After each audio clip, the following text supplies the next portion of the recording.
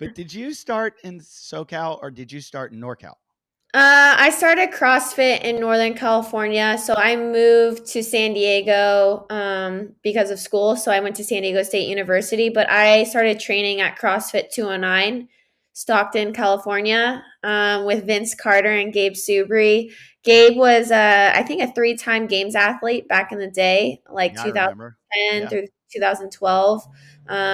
Started training there and just got hooked on CrossFit.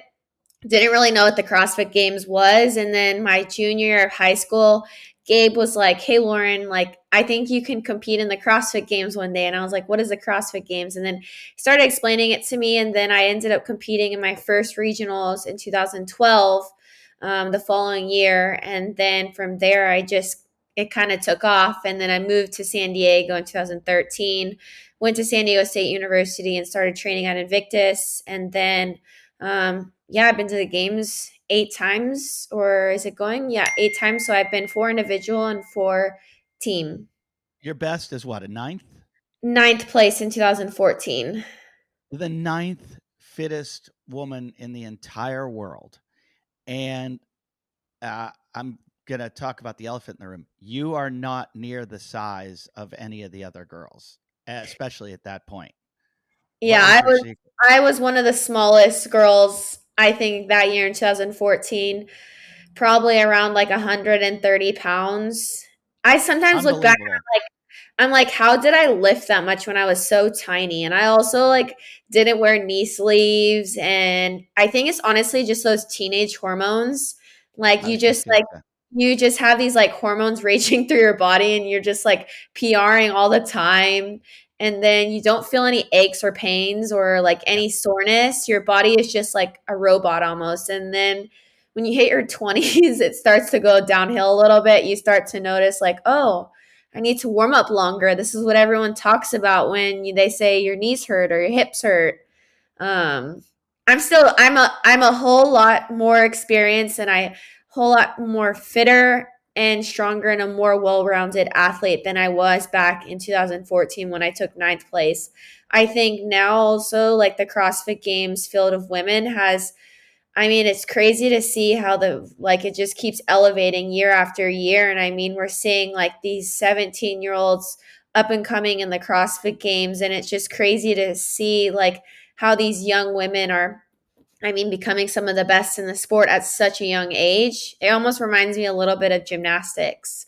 Mm. So I'm just wondering to see like how long, like obviously up and coming from such a young age, like how long can you stay in it for that like a long extended period of time? Well, we predicted that like 12 years ago. We've been doing this show forever, and we said eventually you're going to get like super athletes into the sport. Like it wasn't very athletic people. It was more like gym rats in the beginning, and athletes were going to sports where there's money. People want to play football, baseball, basketball. That's where the money is. And so you get the people that just love to work out that are doing CrossFit. But eventually, as CrossFit gets money, athletes are going to go, hey, you get popularity, you get, big followings, you make lots of money. And so guys are going to go, I'd rather go work out than get hit in the head and play football. So you're going to get like these extremely great athletes. And you're also going to get, like you said, once they start teaching it in gym class and at schools, the younger and younger, because I'm seeing it all the time now with the younger kids are getting, and that girl right now that, what's her name? She's like 17 or Mal something. O'Brien. Yeah. Yeah. I mean, it's just the youth. It's like my daughter is 7 years old. And the other day we went on a 7 mile hike up like 2,000 vertical feet in 3 miles. And the next day I was like, my hips were sore. My feet were a little sore. And I go, how you feeling? She's like, what do you mean? And I'm like, are you sore at all? And she's like, what? Like it was just like unfathomable to her that you could That's be funny. sore. And I'm like, oh yeah, I forgot what that's like. Um, That's funny. and you're like, oh, I see when you're 20s. Wait till your 30s and then your 40s. 40s are when it really hits. 40s are when you wake up and you have an injury from sleeping. You'll be like, I just tore my rotator sleeping. I don't know how You but wake up and you can't even get out of bed because your body hurts. So bad. Especially if you do CrossFit. I'm blown away. I just looked at the last chance qualifier workouts, and I was looking at my age group, which is 50 to 55, and I'm like, I can't even do one of these workouts. Like, how are these guys doing this for like great times? I can't even complete one of these workouts now. They've just gotten so amazing. And I don't understand. I understand you guys and how good you are. And I get it. And your training and your recovery and everything you do and how you do it. I get it. I don't understand those guys, how they stay injury free. I mean, I feel like every single age division. I mean, I know from the 40 plus, my good friend Jen Ryan, she's going to the CrossFit Games in the 40 to 44-year-old division. She trains as much as like I train, and she just takes really good care of her body, like focuses on nutrition.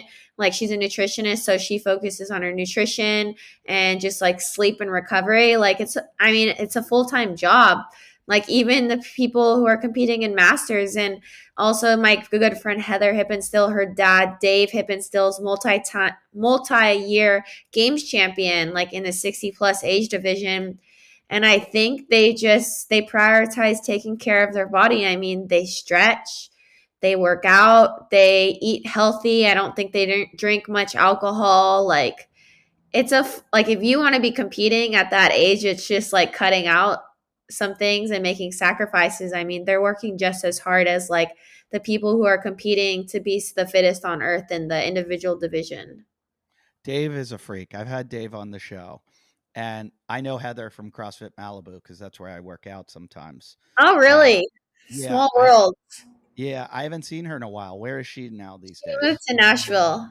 Oh, okay. She's actually Oh, here in Iceland right now visiting me, so that's funny.